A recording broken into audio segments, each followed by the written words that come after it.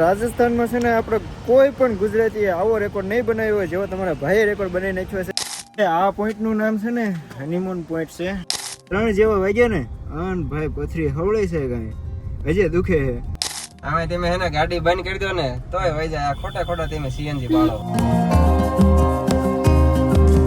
Good morning, સુપ્રભાત. સ્વાગત છે તમારા બધાનું ભાઈ ફરીથી નવા બ્લોગમાં. નવો બ્લોગ શરૂ થાય છે આપણે બ્રેઝુડીમાં પાછલી સિટીથી ને અત્યારે છે ને અમે છીએ આબુ, માઉન્ટ આબુમાં છીએ. હવે ઉપર જવાનું છે તો ભાઈ ગાડી લઈને થઈ ગયા છીએ હાલતા. ખબર નહીં આવે ક્યારે પૂગવી, પણ એના પહેલાં છે ને તમને બધાને કહી દઉં, મને આજ રાતે અમે 2 વાગે પૂગ્યા હતા રેડી. તો 2 વાગ્યા પછી 1 કલાક કાંઈ નહોતો વાંધો, પણ પછી 3 જેવા વાગ્યા ને અન ભાઈ પથરી હવળે છે કાંઈ હજી દુખે છે. પથરીનો દુખાવો બહુ છે એટલે પહેલાં તો કંઈક હોસ્પિટલે જવાનું છે, એની કંઈક દવા બવા લેવી, નહીંતર પછી પથરી જશે ને તો માઉન્ટ આબુ પડ્યું રહેશે. સવારના 10 વાગી ગયા છે અને હજી અમે કાંઈ નથી ખાધું.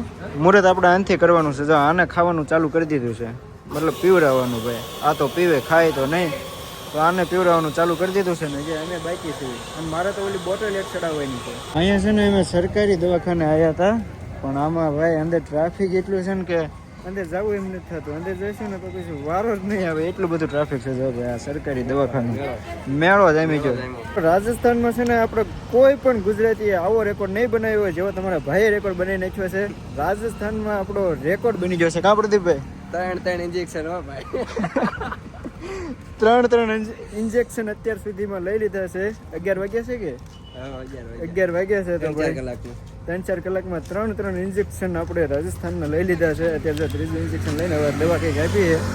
અને આ ઇન્જેક્શન લાગતા જ થોડીક રાહત તાત્કાલિક મળી ગઈ છે. મતલબ અહીંનું કામકાજ ગમ્યું આપણને.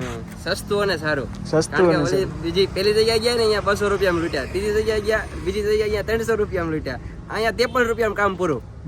ભાઈ 53 રૂપિયા, 153. 100 રૂપિયા પણ આપ્યા, 100 રૂપિયા આપણે પણ આપ્યા ને રિસેપ્શનમાં.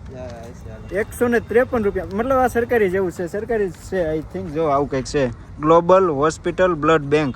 તો અહીંયા આપણે ગયા હતા અને હવે થોડીક રાહત અનુભવાય છે. તો દોસ્તો હવે આપણું વિમાન છે ને ઉપર પહાડોમાં ચડવા માટે મતલબ હાલતું થઈ ગયું છે. પાયલોટ આપડા કાચા હમણાં મને ક્યાં દબાઈ કેમ, પછી મેં કીધું 3જા ગેરમાં નાખો ને તો હરખી હાલે. તો આવા પાયલોટ આપણે રાખેલા છે. અને પરીક્ષા લેતો હોય તમારી. જાવ મોરે મોરો ન થઈ જાવ, દેવાયતભાઈ નહીં આવે. કાંઈ નહીં ભાઈ, છે ને ઉપર જવાનું ચાલુ થઈ ગયું છે. હવે જોઈએ ગાડી આપણી ક્યાં સુધી જાય છે.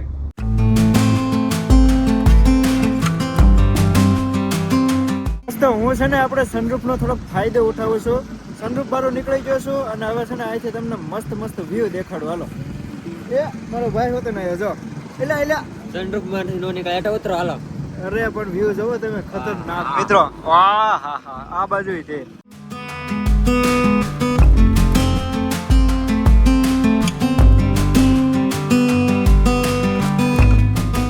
તો ભાઈ અત્યારે છે ને આપણે એક પોઈન્ટ જોવા માટે, પોઈન્ટનું નામ એકચ્યુઅલી હું ભૂલી ગયો છું, હમણાં તમને કહી દઈશ.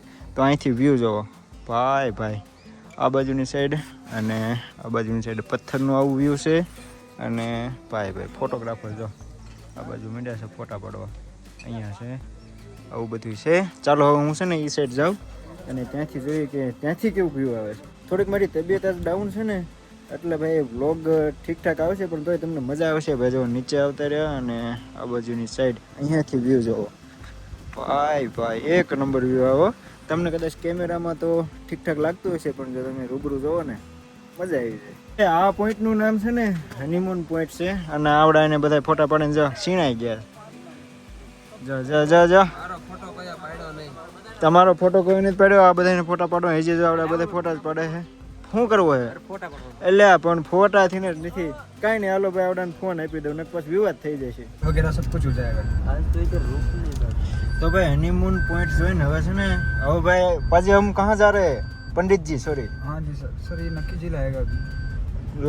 नक्की जेल जल શું કહેવાય झील नक्की झील. તો ભાઈ નક્કી ઝીલ તળાવ જોવા જેવી છે. ચાલો, અને જો અમે એક ગાઈડ કરેલા છે પંડિતજી, તો એ અમને બધું દેખાડશે અને બધું કહેશે.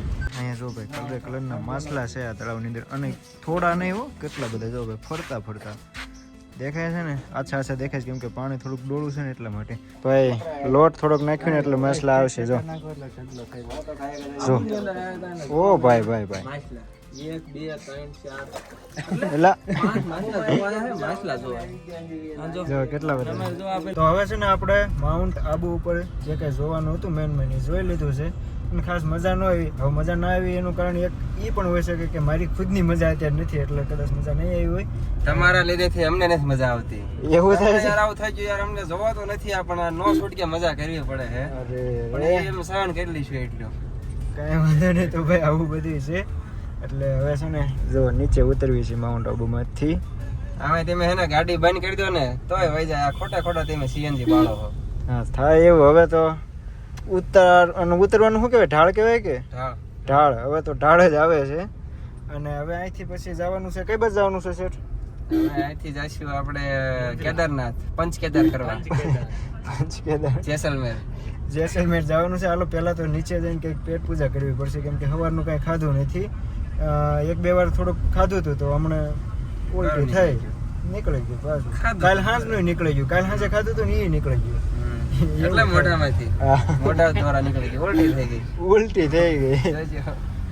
ભાઈ ચાલો હાલો નીચે ઉતરી જઈએ.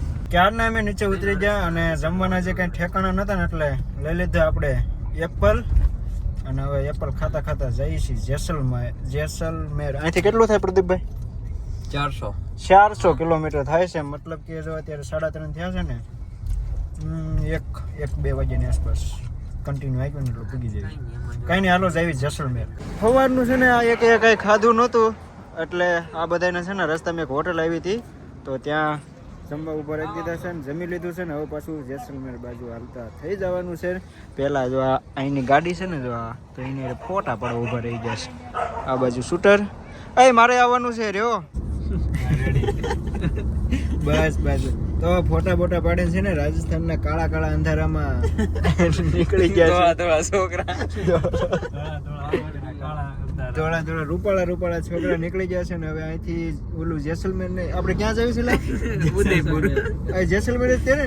જેસલમેર છે 293 ચોટીલા તો બસ જાય 293 કિલોમીટર અને ટાઈમની વાત કરીએ તો 12:10 પુગાડશે એવું ગૂગલ મેપ કહે છે.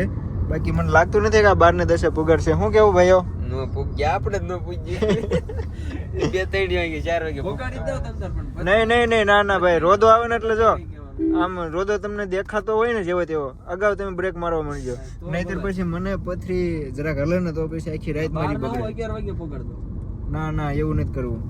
કઈ વાંધો નહીં તો ધીમે ધીમે જ આવી છે. ખબર નહીં ક્યારે પૂગવી. આ હો છે યાર શું છે અમે કીધું રસ્તામાં દે ખાઓ તમે તને અમારા પૈસા કાઈ માળા.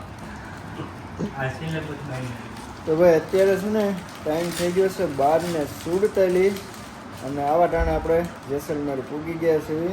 4 કલાકની ઊંઘ લીધી છે ભાઈએ. ગાડીમાં હવળ્યા નથી ને હવે પાછા જાણે કેમ આમ કે ઠાકીને ઠેર થઈ જાય એવી પાસ કરે છે. એટલે શાંતિથી સૂતો તો બરોબર. હા પણ હું ગાડીમાં સુઈ ગયો આપણે ક્યાં ના પડીશ કે ભાઈ નતો હોતો આરામથી તો નતો હોતો કેમ કે પગ તો કઈમાં લાંબા નહોતા ભાઈ એવી રીતે સુઈ ગયો તો હવે સરખો હોવાનો મોકો મળ્યો છે. હાલો હવે ભાઈ આપણે છે ને સુઈ જ જવું છે. કાલ સવારે મોઢું ધોઈને મળશું નવા બ્લોગ સાથે. ત્યાં સુધી બાય. બ્લોગ ગમ્યો હોય આજનો તમને તો સબસ્ક્રાઈબ કરવાનું ના ભૂલતા, લાઈક કરી નાખજો નાનકડી એવી. ચાલો કાલના બ્લોગમાં મળીએ મસ્ત મજાના નવા બ્લોગ સાથે. બાય.